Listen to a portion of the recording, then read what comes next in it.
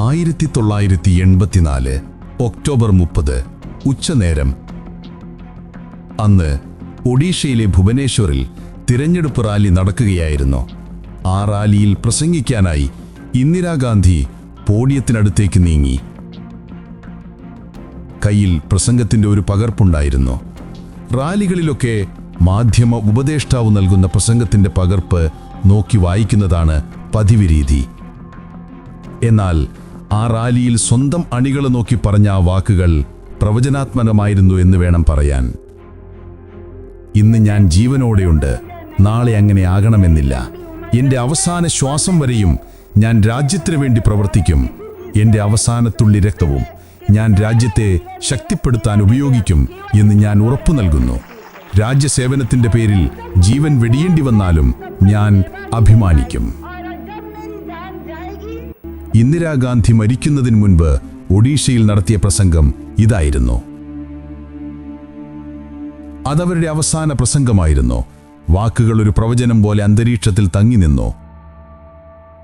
അങ്ങനെ അന്ന് രാത്രി ദില്ലിയിൽ തിരികെ എത്തി.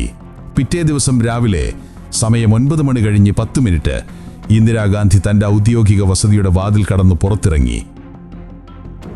ദില്ലിയിൽ പുലരിയുടെ നേർത്ത പ്രകാശത്തിന് ഒരു തണുപ്പൻ സ്വഭാവമുണ്ടായിരുന്നു അന്ന്. നടത്തത്തിന് തയ്യാറായുള്ള ദൃഢമായ ചുവടുകൾ. അടുത്ത വളപ്പിലെ ബംഗ്ലാവ് ലക്ഷ്യമാക്കിയായിരുന്നു ആ യാത്ര.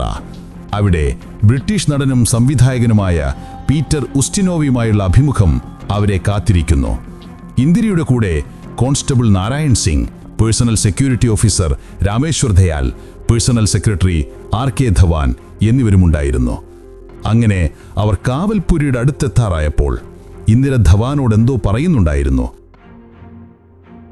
യമൻ സന്ദർശനത്തിന് പോയ പ്രസിഡന്റ് ഗ്യാനി സെയിൽ സിംഗിന്റെ സംഘത്തിന് കൈമാറാൻ ഒരു സന്ദേശം ഇന്ദിര ധവാന്റെ കൈകളിൽ ഏൽപ്പിച്ചു. പ്രസിഡന്റിനോടും സംഘത്തോടും രാത്രി ദില്ലി എയർപോർട്ടിൽ തിരിച്ചെത്താൻ നിർദ്ദേശിച്ചിട്ടുണ്ടെന്ന് ധവാൻ മറുപടി നൽകി. അങ്ങനെ നടന്നവർ കാവൽപുരയുടെ അടുത്തെത്തി. അവിടെ അവരെ കാത്തുനിന്നത് മറ്റാരുമായിരുന്നില്ല. 10 വർഷമായി അവരുടെ സുരക്ഷാ ചുമതലയിൽ വിശ്വസ്തനായി നിലയുറപ്പിച്ച അംഗരക്ഷകൻ ബിയേന്ദർ സിംഗ്.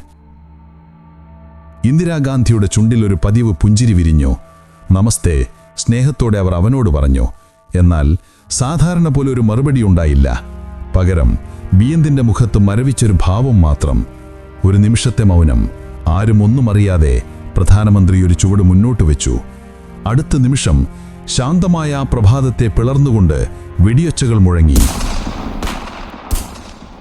ആദ്യം ബിയേന്ദർ സിംഗ് തന്റെ ഔദ്യോഗിക റിവോൾവർ വലിച്ചെടുത്തു.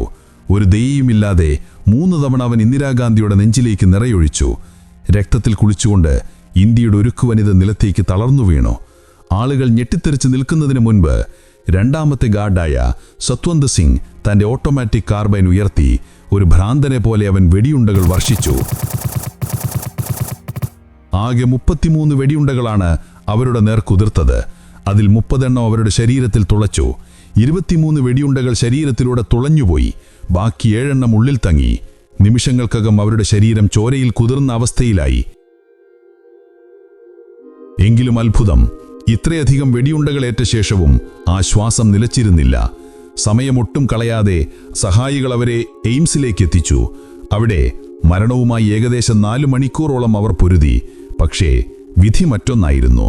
വർഷങ്ങളായി അവർ ഭയന്നിരുന്ന വിധി അവസാനം ആ വിശ്വസ്ത കൈകളിൽ തന്നെ സംഭവിച്ചിരിക്കുന്നു. രക്തസാക്ഷിത്വം. ഒരു നടുങ്ങുന്ന ചതിയുടെ കഥ അവിടെ അവസാനിച്ചു. പ്രധാനമന്ത്രിയുടെ മരണവാർത്ത രാജ്യം മുഴുവൻ ഇടിത്തീ പോലെ പടർന്നു പിടിച്ചു. ഒരു ഞെട്ടലിനും ദുഃഖത്തിനും അപ്പുറം ആ രക്തസാക്ഷിത്വം ഒരു രാജ്യത്തെ ജ്വലിപ്പിച്ചു. ഉടൻ തന്നെ രാജ്യം മുഴുവൻ സിഖ് വിരുദ്ധ കലാപത്താൽ ആളിക്കത്തി. സ്വന്തം സുരക്ഷാ ഉദ്യോഗസ്ഥന്റെ കൈകളാൽ ഒരു പ്രധാനമന്ത്രി കൊല്ലപ്പെടുന്നു എന്നതിനേക്കാൾ ഭീകരമായൊരു രംഗം. ഒരു യുഗം അവസാനിച്ചു. പിന്നാലെ രക്തപങ്കിലമായ മറ്റൊരു യുഗത്തിന് തുടക്കമായി.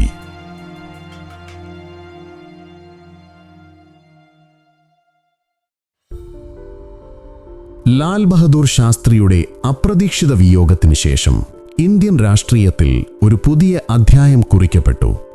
ഊമയായ പാവ എന്ന് വിമർശകരാൽ പരിഹസിക്കപ്പെട്ട ഇന്ദിരാഗാന്ധി 1966 ഇന്ത്യയുടെ ചരിത്രത്തിലെ ആദ്യ വനിതാ പ്രധാനമന്ത്രിയായി അധികാരമേറ്റു.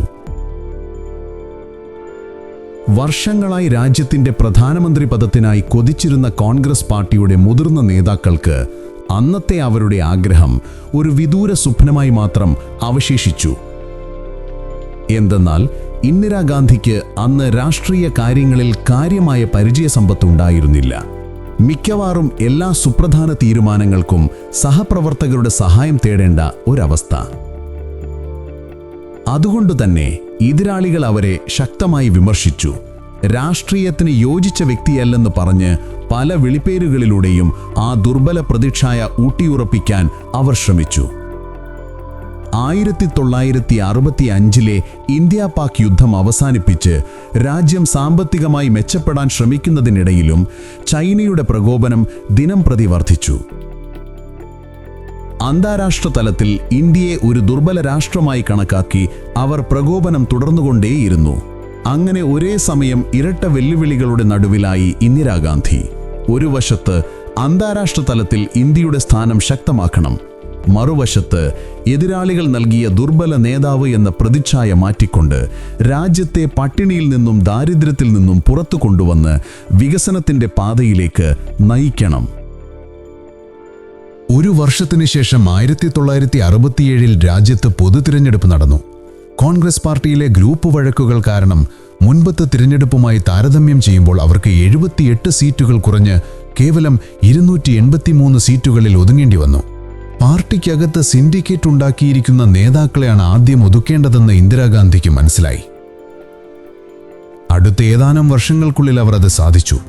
എല്ലാവരെയും പ്രതിരോധത്തിലാക്കി കോൺഗ്രസിന്റെ പൂർണ്ണമായ നിയന്ത്രണം അവർ സ്വന്തം കൈകളിലെടുത്തു. ഇതിനിടയിൽ രാജ്യത്തിന്റെ വികസനത്തിനായി അവർ ചില സുപ്രധാനമായ നടപടികൾ സ്വീകരിച്ചു. അത് പിന്നീട് ഇന്ത്യയുടെ ഗതിയെ മാറ്റിമറിക്കുന്ന തീരുമാനങ്ങളായി മാറി. ഭക്ഷ്യധാന്യങ്ങളുടെ ആവശ്യം നിറവേറ്റുന്നതിനായി അവർ കാർഷിക ശാസ്ത്രജ്ഞർക്ക് പരീക്ഷണങ്ങൾ നടത്താൻ സ്വാതന്ത്ര്യം നൽകുക മാത്രമല്ല, വിദേശത്തു നിന്ന് ഇറക്കുമതി ചെയ്ത വികസിത ഇനം വിത്തുകൾ ഉപയോഗിച്ച് കൃഷി ചെയ്യുന്നതിന് കർഷകർക്ക് പ്രോത്സാഹനങ്ങളും നൽകി. ഇത് ഇന്ത്യയിൽ ഹരിത വിപ്ലവം വൻ വിജയമാകുന്നതിന് കാരണമായി ഭക്ഷ്യക്ഷാമം എന്ന അവസ്ഥയിൽ നിന്ന് പുറത്തുവരാൻ ഇന്ത്യക്ക് സാധിച്ചു. ഇന്ദിരാഗാന്ധിയുടെ മുൻകൈയിൽ രാജ്യസുരക്ഷ ശക്തിപ്പെടുത്തുന്നതിനായി റിസർച്ച് ആൻഡ് അനാലിസിസ് വിങ് റോ എന്ന രഹസ്യാന്വേഷണ ഏജൻസി രൂപീകരിച്ചു. പിന്നീട് 1969 രാജ്യത്ത് ധനികരും ദരിദ്രരും തമ്മിലുള്ള വർദ്ധിച്ചുവരുന്ന വിടവ് നികത്തുന്നതിനും ബാങ്കിംഗ് സേവനം ഗ്രാമങ്ങളിൽ എത്തിക്കുന്നതിനും വേണ്ടി രാജ്യത്തെ 14 വലിയ ബാങ്കുകൾ അവർ ദേശസാൽക്കരിച്ചു. ഈ തീരുമാനത്തെ അന്നത്തെ ധനമന്ത്രിയായിരുന്ന മൊറാർജി ദേശായി എതിർത്തപ്പോൾ ഇന്ദിരാഗാന്ധി അദ്ദേഹത്തെ തൽസ്ഥാനത്ത് നിന്ന് നീക്കം ചെയ്യുകയും ധനമന്ത്രിയുടെ ചുമതല സ്വയം ഏറ്റെടുക്കുകയും ചെയ്തു. ഇന്ദിരാഗാന്ധിയുടെ ധീരമായ നടപടികൾ അവിടെ അവസാനിച്ചില്ല. അടുത്ത ഏതാനും വർഷങ്ങൾക്കുള്ളിൽ അവർ തന്റെ എല്ലാ വിമർശകരുടെയും വായടപ്പിച്ചു. ആ സമയത്ത് രാജ്യത്ത് പ്രിവി പേഴ്സ് സംബന്ധിച്ച് വലിയ ചർച്ചകൾ നടന്നിരുന്നു. സ്വാതന്ത്ര്യ സമയത്ത് ഇൻസ്ട്രുമെന്റ് ഓഫ് ആക്സഷൻ ഒപ്പിട്ട് ഇന്ത്യയിൽ ചേരാൻ സമ്മതിച്ച നാട്ടുരാജ്യങ്ങളുടെ ഭരണാധികാരികളുടെ കുടുംബങ്ങൾക്ക് ഇന്ത്യൻ സർക്കാർ ഒരു വാർഷിക സാമ്പത്തിക സഹായം നൽകാമെന്ന് കരാറുണ്ടായിരുന്നു. ഇതാണ് പ്രിവി പേഴ്സ്. ഈ ഭരണാധികാരികൾക്ക് ആവശ്യമായ സ്വത്തും സൗകര്യങ്ങളും ഉണ്ടായിരുന്നതിനാൽ ഈ പണം രാജ്യത്തെ ദരിദ്രർക്കായി ഉപയോഗിക്കാൻ അവർ ആഗ്രഹിച്ചു. അതിനാൽ ഇത് നിർത്തലാക്കാൻ അവർ ശ്രമിച്ചു. ആദ്യ ശ്രമത്തിൽ പരാജയപ്പെട്ടപ്പോൾ 1971 ഭരണഘടനയുടെ 26ാം ഭേദഗതി വഴി പ്രിവി പേഴ്സ് എന്ന സമ്പ്രദായം എന്നേക്കുമായി അവസാനിപ്പിച്ചു. അവരുടെ ഭരണത്തിന്റെ ആദ്യ വർഷങ്ങളിലെ വെല്ലുവിളികൾക്ക് ശേഷം തന്റെ രാഷ്ട്രീയ പ്രസക്തിയെ ചോദ്യം ചെയ്ത എല്ലാവർക്കുമുള്ള മറുപടി 1971 മാർച്ചിലെ പൊതുതിരഞ്ഞെടുപ്പിലുണ്ടായിരുന്നു. ജനങ്ങളെ ലക്ഷ്യം വെച്ചുള്ള ഗരീബി ഹട്ടാവോ എന്ന മുദ്രാവാക്യം ഒരു കൊടുങ്കാറ്റായി മാറി. സ്വന്തം മികവിൽ അവർ 352 സീറ്റുകൾ നേടി ചരിത്രപരമായ വിജയം കുറിച്ചു. ഊമയായ പാവയെന്ന് വിളിച്ചവർക്ക് മുന്നിൽ അവർ തന്റെ അധികാരം ഉറപ്പിച്ചു. താൻ ഈ രാജ്യത്തെ ദീർഘകാലം നയിക്കുമെന്ന് പ്രഖ്യാപിച്ചു. ഏതാനും മാസങ്ങൾക്കകം 1971 ഡിസംബറിൽ ഇന്ത്യ പാക് യുദ്ധത്തിൽ ഏർപ്പെട്ടു. ലോകം അത്ഭുതത്തോടെ നോക്കി നിൽക്കെ വെറും 13 ദിവസങ്ങൾക്കുള്ളിൽ പാകിസ്ഥാന്റെ കിഴക്കൻ കമാൻഡ് കീഴടങ്ങി. അങ്ങനെ ബംഗ്ലാദേശ് എന്ന പുതിയ രാജ്യം പിറന്നു. പല രാജ്യങ്ങളുടെയും എതിർപ്പുകളെ അവഗണിച്ച് ഇന്ത്യ തങ്ങളുടെ ആദ്യത്തെ അണുവായുധ പരീക്ഷണം നടത്തി. ഈ മടിക്കാത്ത തീരുമാനങ്ങളിലൂടെയും വിജയകരമായ നയങ്ങളിലൂടെയും വെറും 5 വർഷങ്ങൾക്കുള്ളിൽ ഇന്ദിരാഗാന്ധി എന്ന വ്യക്തി ഇന്ത്യയുടെ അയൺ ലേഡി എന്ന നിലയിൽ ലോകരാഷ്ട്രീയ ഭൂപടത്തിൽ തന്റെ സ്ഥാനം ഉറപ്പിച്ചു. ഉരുക്കു വനിതയുടെ രാഷ്ട്രീയ വിജയങ്ങളുടെ പരകോടിയിൽ അധികാരം അതിന്റെ ഭാരം കാണിച്ചു തുടങ്ങി. അവിടെ വെച്ച് ഇന്ദിരാഗാന്ധിയുടെ ഭരണത്തിനുമേൽ ഒരു ഏകാധിപത്യത്തിന്റെ കറുത്ത നിഴൽ വീണു. 1975 ജൂൺ മാസം റായ് ബറേലിയിലെ തിരഞ്ഞെടുപ്പ് വിജയം ചോദ്യം ചെയ്തുകൊണ്ടുള്ള ഹർജിയിൽ അലഹബാദ് ഹൈക്കോടതിയുടെ വിധി ഇടുത്തി പോലെ വന്ന് പതിച്ചു. പ്രധാനമന്ത്രി സർക്കാർ സംവിധാനങ്ങൾ ദുരുപയോഗം ചെയ്തു എന്ന് കോടതി കണ്ടെത്തി. അതിന്റെ ഫലമായി അവരുടെ പാർലമെന്റ് അംഗത്വം റദ്ദാക്കി 6 വർഷത്തേക്ക് തിരഞ്ഞെടുപ്പിൽ മത്സരിക്കുന്നതിൽ നിന്ന് വിലക്കുകയും ചെയ്തു. രാജ്യം ഞെട്ടി. പ്രധാനമന്ത്രിയുടെ കസേരയുടെ അടിത്തറയിളകി. വിധി സുപ്രീം കോടതിയിൽ ചോദ്യം ചെയ്യപ്പെട്ടെങ്കിലും കോടതി പൂർണ്ണമായ സ്റ്റേ നൽകിയില്ല. പ്രധാനമന്ത്രിയായി തുടരാമെങ്കിലും ഒരു MP എന്ന നിലയിൽ വോട്ടിംഗിൽ പങ്കെടുക്കാൻ അവർക്ക് അനുമതി നിഷേധിക്കപ്പെട്ടു. ഭരണഘടനയുടെ പടവുകളിൽ അധികാരത്തിന്റെ പിടി അയഞ്ഞു തുടങ്ങി. പ്രതിപക്ഷം ഈ അവസരം മുതലെടുത്തു. ഡൽഹിയിലെ രാംലീല മൈതാനത്ത് ജയപ്രകാശ് നാരായൺ ആഹ്വാനം ചെയ്തു, ഇന്ദിരാഗാന്ധി ജനാധിപത്യത്തെ കഴുത്തു ഞെരിച്ചു കൊല്ലാൻ ശ്രമിക്കുകയാണ്.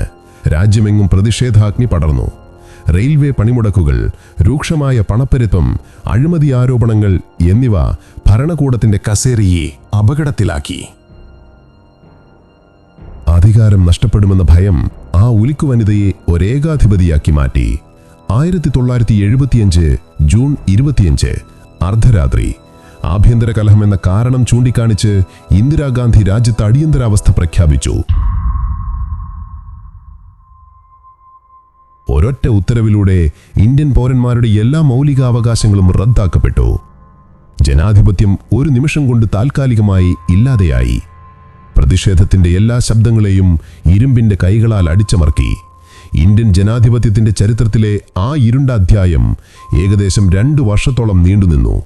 അധികാരം നിലനിർത്താൻ നടത്തിയ ആ ശ്രമം രാജ്യത്തെ ഒരു പുതിയ രാഷ്ട്രീയ വഴിത്തിരിവിലേക്കാണ് തള്ളിവിട്ടത്. 1977 തിരഞ്ഞെടുപ്പിൽ ഇന്ത്യൻ ജനാധിപത്യം വിധിയെഴുതി. ഇന്ദിരാഗാന്ധിയെ നിരാകരിക്കുന്നു. രാജ്യവ്യാപകമായി കോൺഗ്രസ് തകർന്നു. ഈ സമയത്ത് പഞ്ചാബിലും കോൺഗ്രസിന് വൻ തിരിച്ചടി നേരിട്ടു. അവിടെ പ്രകാശ് സിംഗ് ബാദലിന്റെ നേതൃത്വത്തിൽ ശിരോമണി അകാലിദൾ വിജയിച്ചു. എന്നാൽ ആ രാഷ്ട്രീയ തോൽവി ഇന്ദിരാഗാന്ധിയെ തളർത്തിയില്ല. അവർ പിടിച്ചുനിന്നു. പരാജയത്തിന്റെ കാരണങ്ങൾ അവർ വിശകലനം ചെയ്തു. തിരിച്ചുവരവിനായുള്ള തന്ത്രങ്ങൾ മെനഞ്ഞു. പഞ്ചാബിലെ നഷ്ടപ്പെട്ട അധികാരം തിരിച്ചുപിടിക്കാൻ കോൺഗ്രസ് ഒരു അപകടകരമായ ഒരാളെ കളത്തിലിറക്കി. പ്രാദേശിക മതപ്രബലനായിരുന്ന ജർണൈൽ സിംഗ് ഭിന്ദ്രൻവാലയെ. ഈ നീക്കം ഫലം കണ്ടു. ഭിന്ദ്രൻവാലയുടെ പ്രവർത്തനങ്ങളിലൂടെ 1980 ലോക്സഭാ തിരഞ്ഞെടുപ്പിലും പഞ്ചാബ് നിയമസഭാ തിരഞ്ഞെടുപ്പിലും കോൺഗ്രസ് അധികാരം തിരിച്ചുപിടിച്ചു. എന്നാൽ ആ രാഷ്ട്രീയ വിജയം അധികനാൾ നിലനിന്നില്ല. തോറ്റ അകാലിദൾ പഞ്ചാബിന്റെ സ്വയംഭരണം, സംസ്കാരം, പ്രത്യേക അവകാശങ്ങൾ എന്നിവയുടെ പേരിൽ ആവശ്യമുയർത്തി. അത് കോൺഗ്രസിന്റെ തുറുപ്പുചീട്ടായിരുന്ന ഭിന്ദ്രൻവാലയ്ക്കും ഒരവസരമായി. അദ്ദേഹം തന്റെ സ്വന്തം രാഷ്ട്രീയ സ്വാധീനം ഉറപ്പിക്കാൻ ഈ ആവശ്യങ്ങൾ ഏറ്റെടുത്തു. അകാലിദൾ നിയമപരമായി വാദിച്ചപ്പോൾ ഭിന്ദ്രൻവാലയുടെ രീതികൾ കർക്കശമായിരുന്നു. ഏതാനും വർഷങ്ങൾക്കുള്ളിൽ പഞ്ചാബിലെ രാഷ്ട്രീയം തീവ്രവാദത്തിന്റെ പിടിയിലായി. സിഖ് സമുദായത്തിന്റെ ഏറ്റവും പവിത്രമായ ആരാധനാലയം സുവർണക്ഷേത്രം തീവ്രവാദികളുടെ ആയുധപുരയായി മാറി. അവിടെ നിന്ന് അവർ തങ്ങളുടെ അക്രമാസക്തമായ പ്രവർത്തനങ്ങൾ നിയന്ത്രിച്ചു. ഈ അക്രമങ്ങൾ ഇന്ദിരാഗാന്ധിക്ക് അവസാനിപ്പിക്കേണ്ടിയിരുന്നു. 1984 ജൂൺ സുവർണക്ഷേത്രത്തെ തീവ്രവാദികളിൽ നിന്ന് മോചിപ്പിക്കാൻ ഇന്ദിരാഗാന്ധി ഉത്തരവിട്ടു.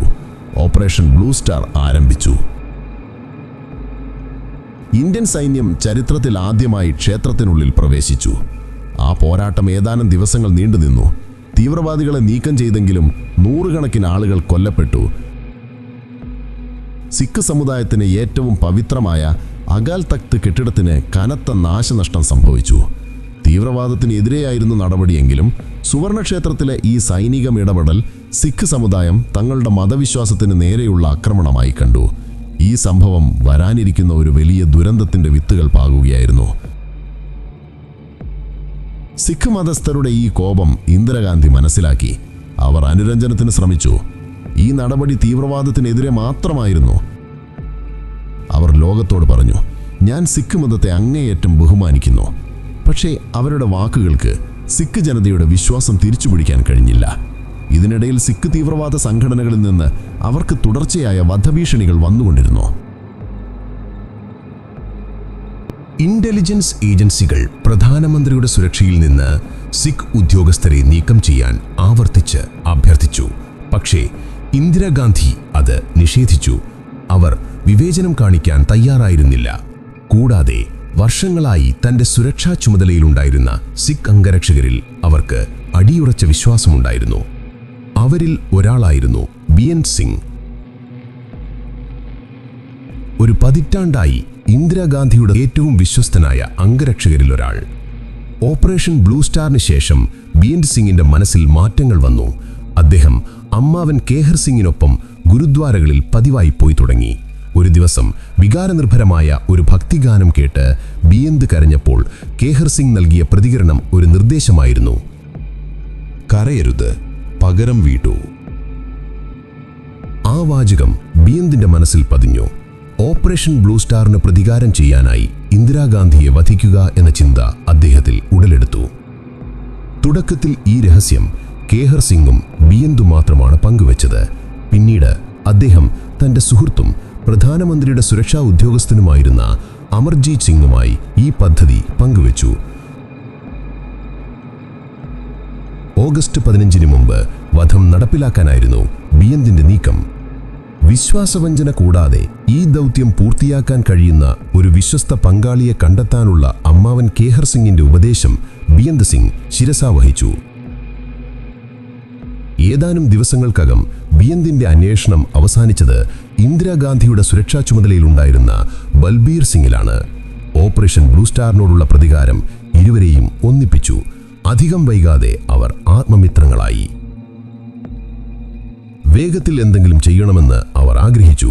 പക്ഷേ സെപ്റ്റംബറിലെ ആദ്യ ആഴ്ച വരെ ഒരു കൃത്യമായ പദ്ധതിയും ഉണ്ടായില്ല. അപ്പോഴാണ് അവരുടെ ഇച്ഛാശക്തിയെ ഉറപ്പിച്ച ഒരു സംഭവം അരങ്ങേറിയത്.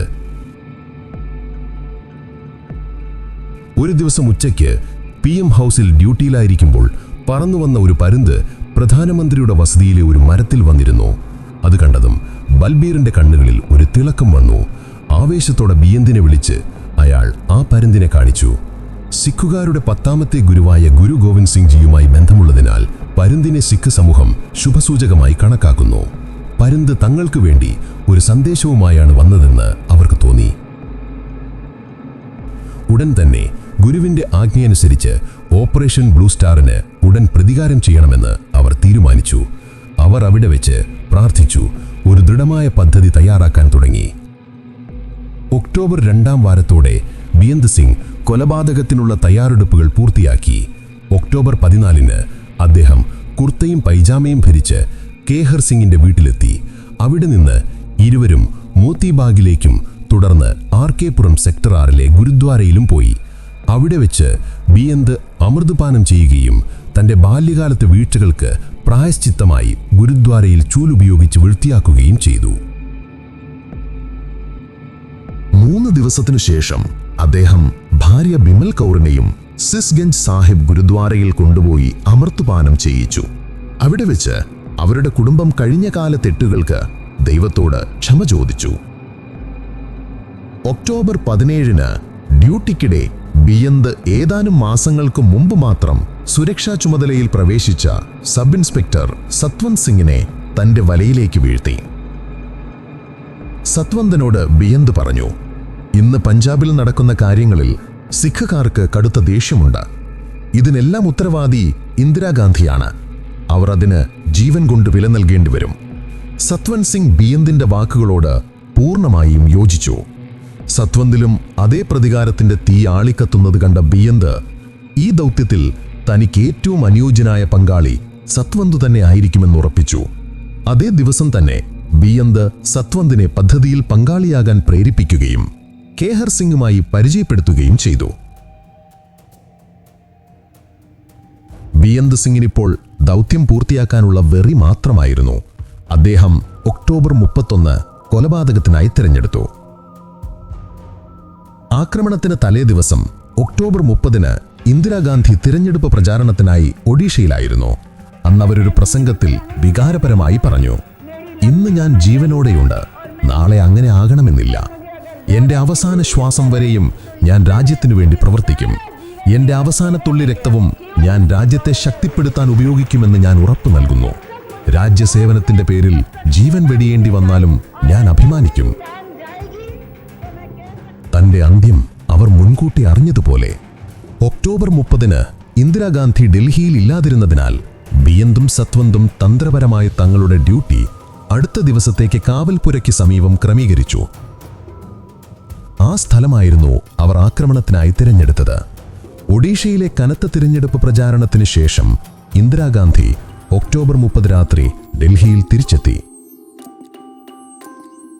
അടുത്ത ദിവസം ഒക്ടോബർ 31-ന് രാവിലെ ബ്രിട്ടീഷ് നടനും സംവിധായകനുമായ പീറ്റർ ഉസ്റ്റിനോവുമായി അവർക്ക് അഭിമുഖമുണ്ടായിരുന്നു. ഇന്ദിരാഗാന്ധിയെക്കുറിച്ചുള്ള ഒരു ഡോക്യുമെന്ററിക്ക് വേണ്ടിയായിരുന്നു അത്. അഭിമുഖം അവരുടെ ഔദ്യോഗിക വസതിയായ സഫ്ദർജംഗ് റോഡിനോട് ചേർന്നുള്ള അക്ബർ റോഡിലെ ബംഗ്ലാവിലായിരുന്നു. രാവിലെ ഏകദേശം 8 മണിക്ക് പേഴ്സണൽ സെക്രട്ടറി RK ധവാൻ അവരെ കൂട്ടാനെത്തി. തയ്യാറെടുപ്പുകൾക്കായി 1 മണിക്കൂർ കൂടിയെടുത്തു. 9 മണിയോടെ അഭിമുഖത്തിനുള്ള എല്ലാ ഒരുക്കങ്ങളും പൂർത്തിയായി. അങ്ങനെ ആ സമയമടുത്തു. ഇന്ദിരാഗാന്ധി അക്ബർ റോഡിലേക്ക് നടക്കാൻ തുടങ്ങി. RK ധവാനെ കൂടാതെ കോൺസ്റ്റബിൾ നാരായൺ സിംഗും പേഴ്സണൽ സെക്യൂരിറ്റി ഓഫീസർ രാമേശ്വർ ദയാലും കൂടെയുണ്ടായിരുന്നു. അല്പം മുന്നോട്ട് നടന്നപ്പോൾ കൈകളിൽ ഒരു കപ്പും പ്ലേറ്റുമായി പോകുന്ന ഒരു വെയിറ്ററെ അവർ കണ്ടു. പീറ്റർ ഉസ്റ്റിനോവിനുള്ളതായിരുന്നു അത്. അതിൻ്റെ ഡിസൈനും നിറവും അവർക്ക് ഇഷ്ടപ്പെടാത്തതിനാൽ അത് മാറ്റി മികച്ച ഒരു ടീ സെറ്റ് കൊണ്ടുവരാൻ അവർ വെയിറ്ററോട് നിർദ്ദേശിച്ചു. എന്നിട്ട് മുന്നോട്ട് നടന്നു. നിമിഷങ്ങൾക്കകം അവർ കാവൽപുരയ്ക്ക് അടുത്തെത്തി. അവിടെ തൻ്റെ വിശ്വസ്തനായ അംഗരക്ഷകൻ BN സിംഗിനെ അവർ കണ്ടു. ഓരോ തവണയും ചെയ്യുന്നതുപോലെ ഇന്ദിരാഗാന്ധി പുഞ്ചിരിയോടെ നമസ്തേ പറഞ്ഞു. ഇന്ദിരാഗാന്ധിക്ക് നമസ്തേ മടക്കി നൽകാൻ പോലും ഇന്ന് ബിയന്ത് തയ്യാറായില്ല. കാരണം ഇന്ന് അയാളുടെ ഉദ്ദേശങ്ങൾ ശുദ്ധമായിരുന്നില്ല. ഇന്ദിരാഗാന്ധിക്ക് ആ ഭാവമാറ്റം മനസ്സിലാക്കാൻ കഴിയുന്നതിന് മുൻപ് തന്നെ BN സിംഗ് പെട്ടെന്ന് തന്റെ .38 കാലിബർ സർവീസ് റിവോൾവർ വലിച്ചെടുത്ത് ഒരു വെടിയുണ്ട ഇന്ദിരാഗാന്ധിക്ക് നേരെ ഉതിർത്തു. ഇത് കണ്ട് ചുറ്റുമുള്ളവരെല്ലാം ഞെട്ടിത്തെറിച്ചു നിന്നു. ആരെങ്കിലും അയാളെ തടയാൻ ശ്രമിക്കുന്നതിന് മുൻപ് അയാൾ 2 തവണ കൂടി ഇന്ദിരാഗാന്ധിക്ക് നേരെ വെടിയുതിർത്തു. 3 വെടിയുണ്ടകളേറ്റതും ഇന്ദിരാഗാന്ധി നിലത്തേക്ക് വീണു. അവർ വീഴുന്നത് കണ്ടതോടെ ഈ പദ്ധതിയിലെ 2ാമത്തെ ആൾ സത്വന്ത് അത്രയേറെ ഭയപ്പെട്ടു പോയിരുന്നു. അയാൾക്ക് അവിടെ നിന്ന് ഒരടി പോലും അനങ്ങാൻ കഴിഞ്ഞില്ല. സത്വന്തിനെ നോക്കി BN അലറി, എന്താണ് നോക്കി നിൽക്കുന്നത്? വെടിവെക്ക്. ഇതോടെ സത്വന്ത് ഉണർന്നു.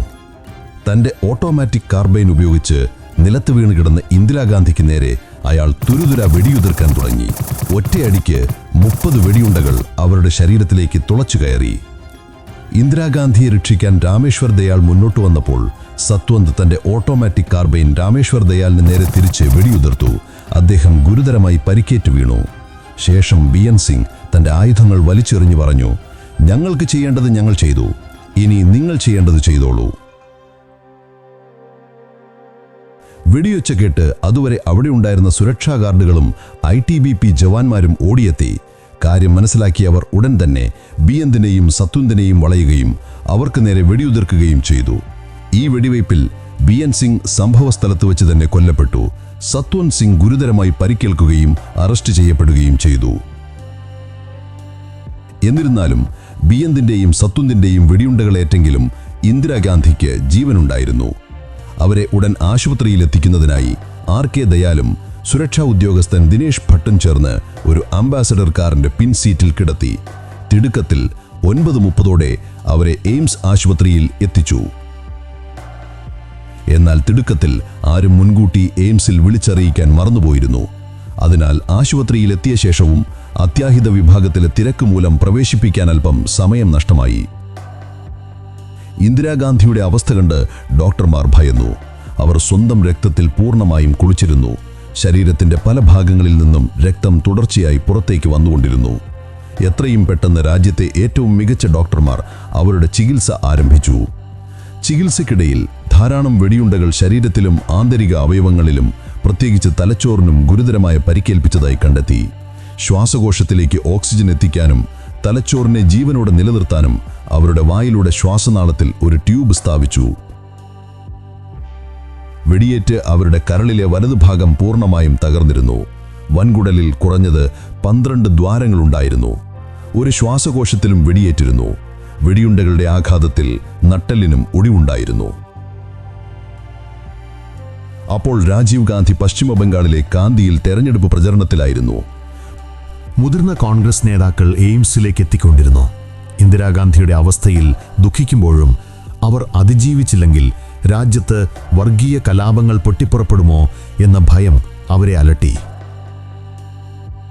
മണിക്കൂറുകൾ നീണ്ട ഓപ്പറേഷന് ശേഷം ഉച്ചയ്ക്ക് 2:23 ഡോക്ടർമാർ ഇന്ദിരാഗാന്ധി മരിച്ചതായി പ്രഖ്യാപിച്ചു.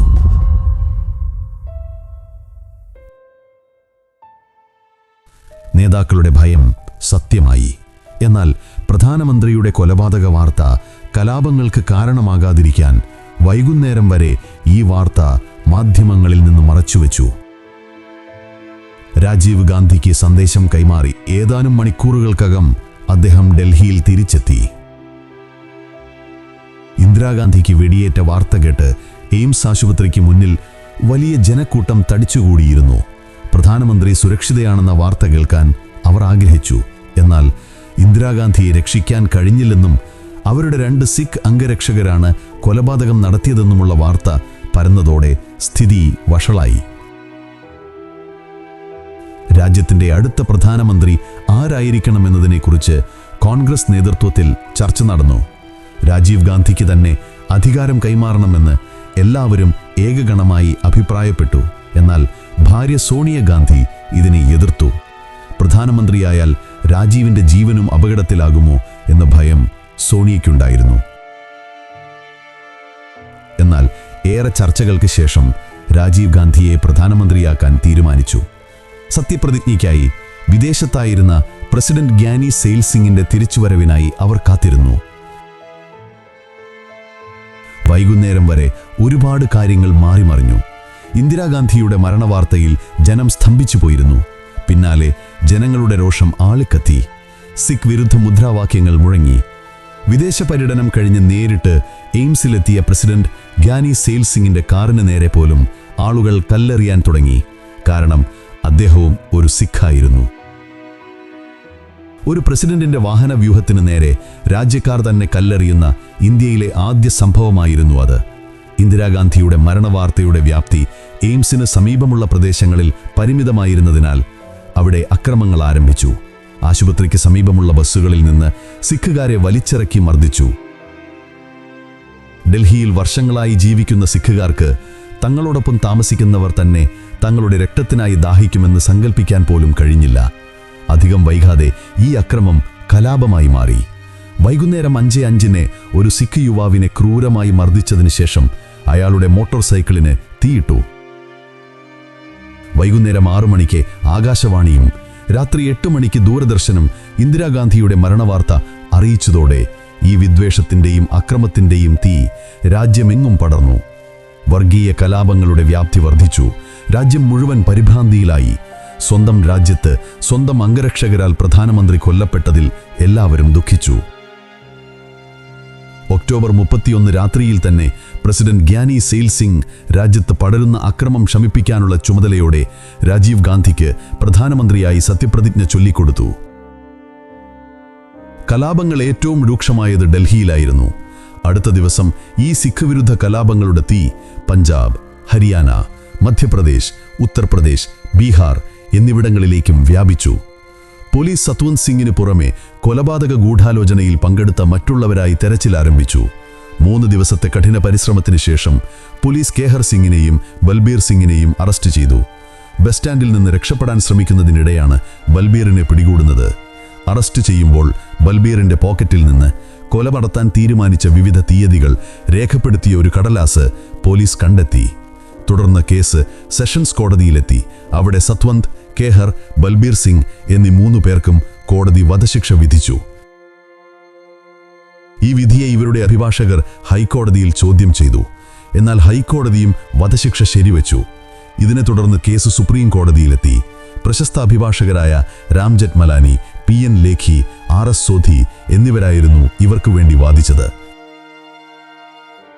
ബൽബീറിന്റെ പങ്കാളിത്തത്തെക്കുറിച്ചുള്ള പോലീസിന്റെ വാദങ്ങൾ സുപ്രീം കോടതി ചോദ്യം ചെയ്തതോടെ കേസ് വഴിത്തിരിവിലായി. പ്രധാനമന്ത്രിയുടെ സുരക്ഷാ ചുമതലയുള്ള ഒരു പോലീസ് ഉദ്യോഗസ്ഥൻ 1 മാസത്തോളം കൊലപാതകത്തിന്റെ ഗൂഢാലോചന രേഖകൾ പോക്കറ്റിൽ കൊണ്ടു നടന്നു എന്ന പോലീസിന്റെ വാദം അവിശ്വസനീയമാണെന്ന് കോടതി അഭിപ്രായപ്പെട്ടു. പ്രോസിക്യൂഷന്റെ ദുർബലമായ വാദങ്ങളെ തുടർന്ന് സുപ്രീം കോടതി ബൽബീർ സിംഗിനെ വിട്ടയച്ചു. എന്നാൽ കേഹർ സിംഗിന്റെയും സത്വന്ത് സിംഗിന്റെയും ശിക്ഷ നിലനിർത്തി. ഇവരുടെ വധശിക്ഷ പലതവണ മാറ്റിവെച്ചു. 1988 ഡിസംബറിൽ ഇവർക്കെതിരെ പുറപ്പെടുവിച്ച ബ്ലാക്ക് വാറന്റ് പോലും മാറ്റിവെച്ചു. സ്വാതന്ത്ര്യത്തിന് ശേഷം ഇന്ത്യൻ നിയമ ചരിത്രത്തിൽ ബ്ലാക്ക് വാറന്റ് മാറ്റിവെക്കുന്നത് ആദ്യമായിരുന്നു അത്. എന്നാൽ അവരുടെ കുറ്റം വളരെ വലുതായിരുന്നതിനാൽ അവരുടെ അഭിഭാഷകർക്ക് അവരെ കൂടുതൽ കാലം തൂക്കുമരത്തിൽ നിന്ന് രക്ഷിക്കാൻ കഴിഞ്ഞില്ല.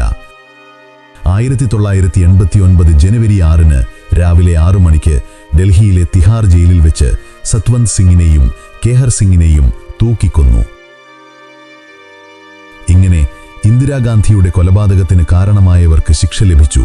എന്നാൽ ഇതിനിടെ രാജ്യമെങ്ങും പടർന്ന സിഖ് വിരുദ്ധ കലാപങ്ങളിൽ ആയിരക്കണക്കിന് നിരപരാധികളായ സിഖുകാർക്ക് ജീവൻ നഷ്ടപ്പെട്ടു. പിന്നീട് ഈ കലാപങ്ങളെക്കുറിച്ച് രാജീവ് ഗാന്ധിയോട് ചോദ്യം ചെയ്തപ്പോൾ അദ്ദേഹം പറഞ്ഞു, ഒരു വലിയ മരം വീഴുമ്പോൾ ഭൂമി അല്പം കുലുങ്ങുക തന്നെ ചെയ്യും.